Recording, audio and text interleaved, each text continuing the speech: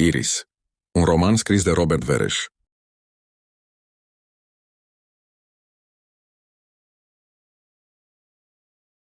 Această carte este dedicată victimelor abuzurilor judiciare din țara mea.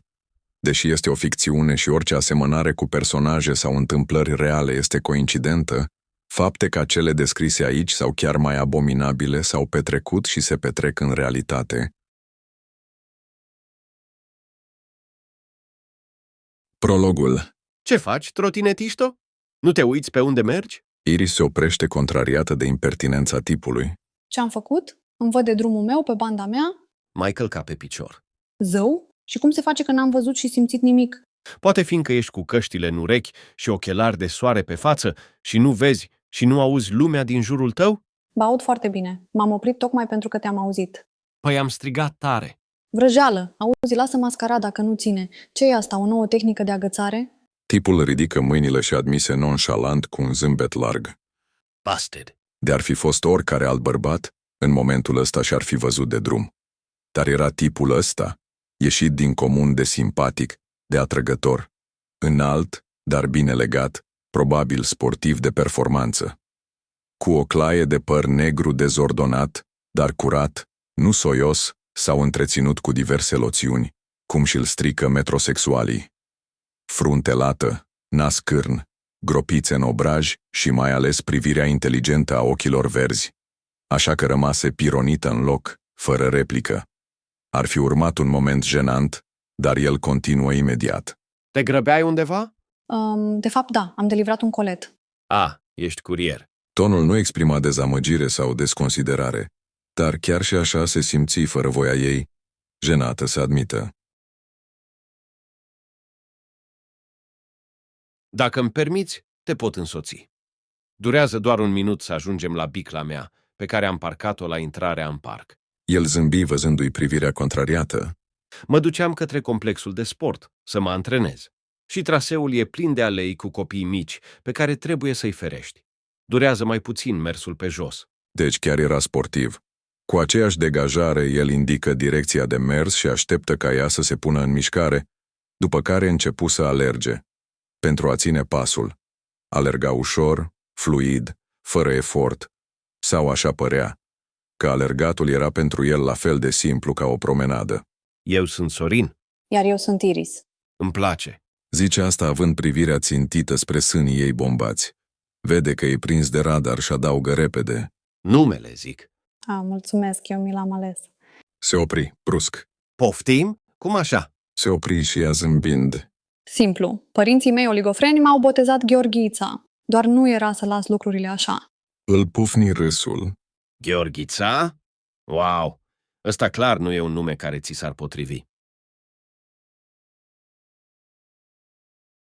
Reluară deplasarea. Părinții tăi au fost de acord cu schimbarea?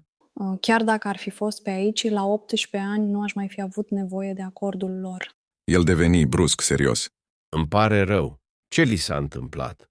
furându-l ei să se oprească. Uite, Sorin, e complicat. Nu știu dacă e o idee chiar așa de bună să mă însoțești. Altul poate s-ar fi blocat, dar el reveni la nonșalanța lui. Îmi plac complicațiile. Nu mi-aș dori să fac nimic altceva în momentul ăsta. Uite, bicla mea, am ajuns. Putem să mergem de acum mai repede, să nu întârzi livrarea. Capitolul 1.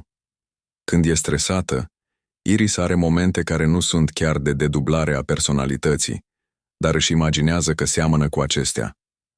Rămâne conștientă, poate interacționa cu cei din jur, în timp ce spiritul său analitic parcă se detașează de corp și se transformă într-un observator distant și rece al celuilalt eu, rămas cu picioarele pe pământ, dar pe pilot automat.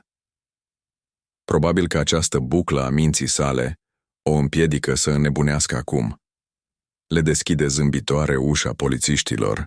Tocmai se gândește la Sorin, la ultima îmbrățișare dinaintea plecării sale spre redacție, la cât de minunat făcuseră dragoste chiar în dimineața aceea, la șansa pe care a avut-o când l-a cunoscut, la excursia pe care au planificat-o, la cât de fericită o făcea, la faptul că tratamentul de fertilitate funcționase și purta acum în pântece copilul pe care și l-au dorit atât de mult. Totul era perfect. Doamna Carp, Zâmbetul îi piere instantaneu. Tonul grav al polițistului prevestește ceva foarte rău. Ceva precum verdictul de cancer anunțat de un medic. În secunda următoare, se divide mental. Continuă să recepționeze vorbele polițistului, rostite în registrul condoleanțelor, dar se și analizează făcând asta. Urlă în sine înaintea materializării cuvintelor. Știe că e vorba despre Sorin. De ce știa? S-a întrebat mai târziu. Nu e panicoasă, nu are angoase. Nu crede în intuiție, pe care o vede ca o formă de proiecție mentală a unei anxietăți sau doleanțe. regretăm să vă informăm că Sorin Carp, soțul dumneavoastră, a suferit un grav accident de circulație. Cât de grav? Este internat la terapie intensivă la spitalul universitar. E în comă, iar medicii sunt foarte rezervați. Suntem aici tocmai pentru a vă ajuta să ajungeți cât mai repede acolo. Poate îl mai prindeți în viață. Corpul ei vrea să se prăbușească, dar se strunește în gând. Trebuie să te aduni, femeie. Nu e timp de jelit. El are nevoie de tine acum. Își trage blugii pe ea, în timp ce gândurile fac spirale ce se încleștează și apoi explodează ca într-un război atomic, al atomilor săi. Îi urmează pe cei doi mesageri lugubri la mașina de poliție, parcată în fața blocului, cu luminile de la girofar pornite. Se urcă somnambulic pe unul din locurile din spate, trântind puțin prea tare portiera, stârnind o grimasă enervată a polițistului rămas tăcut până atunci, care se așează pe locul șoferului. Celălalt îi vorbi însă cu blândețe. Vă rugăm să vă puneți centura. Colegul meu va conduce foarte repede. Este trafic greu și va avea de făcut slalomuri chiar dacă mergem cu girofarul și voi striga în portavoce. Este exact așa cum a spus. Dacă nu ar fi avut centura, probabil că s-ar fi izbit cu capul în toate direcțiile. Întreabă cum s-a produs accidentul, așa va trece mai ușor timpul. Pilotul automat nu poate executa comanda. Rămâne tăcută, iar cei doi polițiști îi respectă tăcerea. Ajung repede. Își dă seama chiar așa, în starea asta în care orice secundă de așteptare era sufocantă. Polițistul empatic o conduce pe holurile spitalului, rapid, la terapia intensivă.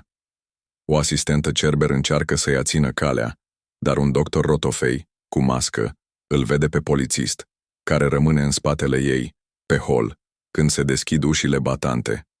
Strigă către asistentă să o lase. Mai mult îi iese în întâmpinare. Chiar dacă femeia în uniformă vernil nu mai e la modă albul în spitale, nu-i bloca trecerea, nu ar mai fi fost capabilă să înainteze. Corpul lui, minunatul său corp de voleibalist, era plin de răni deschise ce supurau sânge amestecat cu plasmă, de tăieturi, cusături, vânătăi, tuburi prin care se pompau în el sânge și alte fluide. Încercase să se pregătească pentru acest moment în mașină, dar șocul vederii lui astfel a destabilizat-o.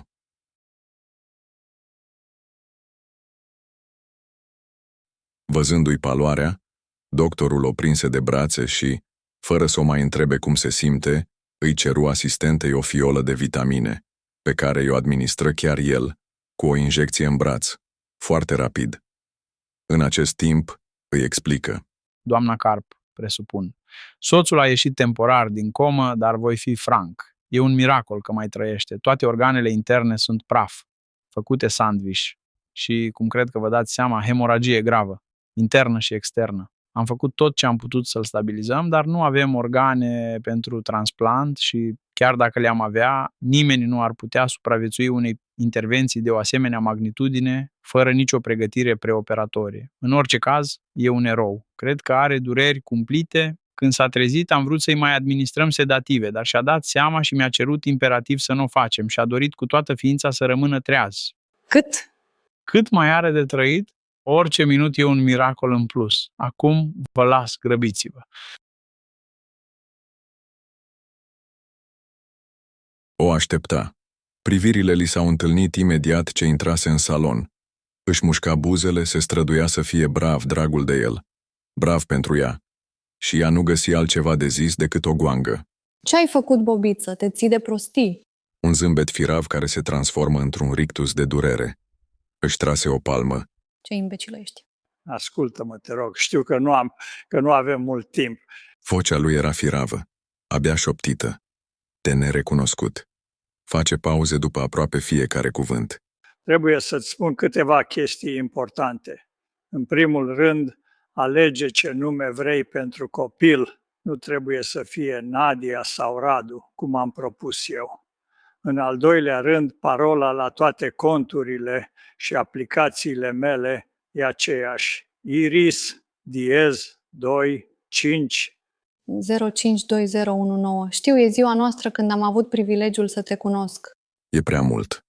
Se contorsionează și îi scapă un gâjâit lugubru, aproape ca un urlet de lup în agonie.